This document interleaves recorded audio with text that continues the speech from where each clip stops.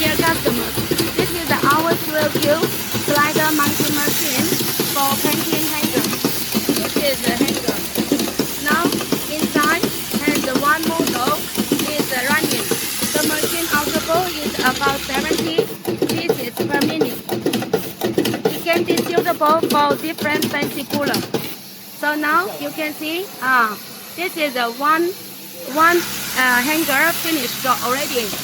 So our machine can put it there automatically and catch another hanger. So you can see it catch another hanger fully automatically.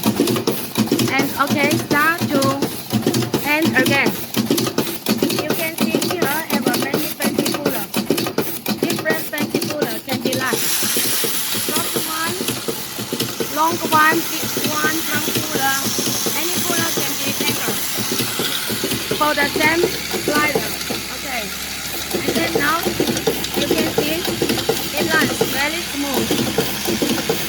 Okay, now change to be the second line. So you can see it runs very smooth. So if you are interested for starting this machine to save your labor cost, you are welcome to contact us.